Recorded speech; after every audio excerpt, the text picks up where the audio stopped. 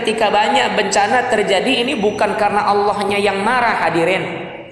Bukan karena Allah marah. Sebab apa? Sebab bagi Allah, hatta sekalipun semua penduduk bumi ini tidak ada yang sholat satupun, Allah tidak rugi. Allah tidak rugi. Semua penduduk bumi ini semua bermaksiat kepada Allah. Rugi tidak Allah kira-kira? Rugi tidak? Enggak rugi. Enggak rugi. Sekalipun semua orang tidak ada yang mau menyembah Allah, sekalipun semua penduduk bumi ini manusia semua bermaksiat kepada Allah, tidak ada kerugian sedikit pun yang akan didapatkan oleh Allah Subhanahu wa taala.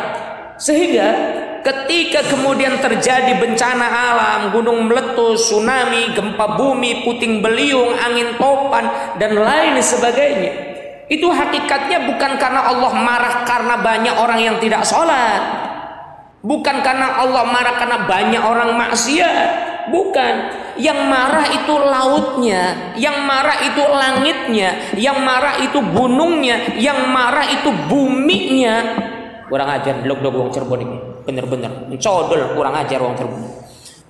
Dipai nikmat ning Gusti Allah pirang-pirang, tapi kang taate cuma sedikit, tapi kang salatnya cuma sedikit.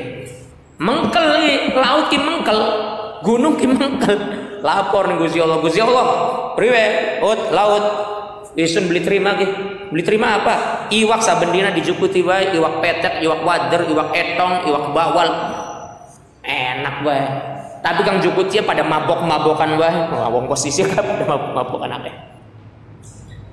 Tapi yang ngambilinnya banyak orang yang bermaksiat kepada Allah. Jarang sekali diantara mereka yang sholat. Izin kah? Izin priwe?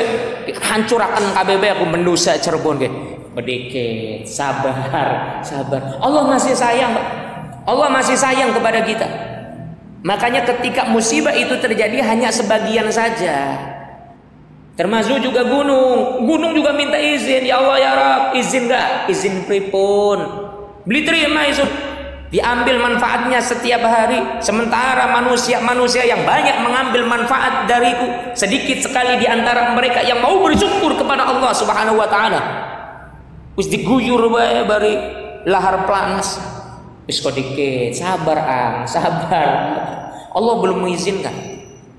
Kalau Allah mengizinkan semua habis semua habis. Jadi yang marah hakikatnya bukan Allah, Pak. Yang marah itu makhluk Allah. Hampir saja langit runtuh. Ustaz ngarang dewek baik. Bukan ngarang dewek, ada di ayatnya Quran surat Maryam. Dijelaskan oleh Allah hampir saja langit runtuh. Enggak terima Allah dikatakan mempunyai anak. Tidak terima Allah dikatakan mempunyai putra. Sama halnya seperti kita punya orang tua. Ketika kita punya orang tua kita difitnah. Kira-kira kita terima atau tidak? Enggak bakal terima. Kita punya guru kita difitnah yang tidak. Kita terima atau tidak? Tidak bakal terima. Kita punya keluarga kita difitnah, kita terima atau tidak? Enggak bakal terima.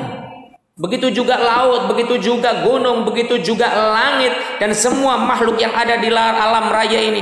Mereka tidak terima ketika Allah difitnah. Allah itu Allahu Ahad, Allahus Samad, lam yalid wa lam yulad.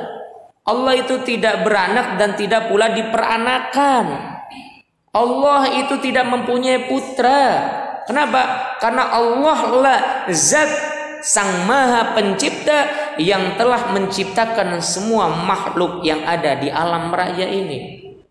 Marah mereka, difitnah Tuhannya, difitnah Allahnya. Makanya jangan sampai kemudian kita ikut-ikutan sebagian orang-orang yang masih mengaku dirinya beriman, akan tetapi mereka ternyata ikut pula mengucapkan selamat atas dirayakannya hari raya orang-orang kafir. Tidak boleh, ya, karena tidak ada landasannya. Sekarang banyak para dai, para ustadz yang nyari-nyari dalil. Cari dalil ini pembenaran. Padahal nggak usah susah-susah. Kita mau tahu itu benar atau tidak, kita lihat dari zaman Nabi. Zaman Nabinya ada nggak ucapan selamat dirayakannya hari raya orang kafir? Nggak ada. Oh, Natal baru sekarang-sekarang Ustaz. Zaman Nabi belum ada. Kata siapa? Zaman Nabi sudah ada Natal. Zaman para sahabat sudah ada Natal. Tapi pernahkah Rasulullah, pernahkah para sahabat mengucapkan selamat atas dirayakannya hari raya orang kafir itu? Tidak pernah. Oh, itu si Islam Arab Ustaz. Kita Islam Nusantara, beda lagi. Yang dijadikan rujukan ulama Nusantara. Oke, kita tidak usah jauh-jauh dari Nabi Muhammad. Kita tidak usah jauh-jauh dari para sahabat Nabi. Kita lihat bagaimana sikap ulama-ulama Nusantara zaman dulu. Kiai Haji Hasyim Asy'ari, Kiai Haji Ahmad Dahlan, Kiai Haji Ahmad Surkati, Kiai Haji Ahmad Halim, termasuk juga di dalamnya adalah Buya Hamka dan ulama-ulama lainnya di Nusantara dulu. Pernahkah ada di antara mereka yang mengucapkan selamat atas dirayakannya hari raya orang kafir? Tidak ada. Di dalam sejarah tidak ada satupun yang menjelaskan bahwa para ulama-ulama terdahulu di Nusantara ini pernah mengucapkan selamat atas dirayakannya hari raya orang-orang kafir. Tidak ada.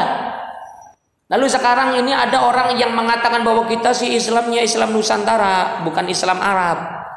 Jadi ulamanya ulama Nusantara, bukan ulama Arab. Ketika ditanya ulama Nusantara yang mana yang dijadikan rujukan untuk mengucapkan selamat atas dirayakannya hari raya orang-orang kafir, tidak ada. Berarti ngarang-ngarang dewek. Berarti membuat perkara-perkara baru yang tidak pernah dicontohkan, bukan hanya di zaman Rasulullah Muhammad SAW, akan tetapi tidak pernah dicontohkan oleh ulama-ulama terdahulu yang ada di negeri ini.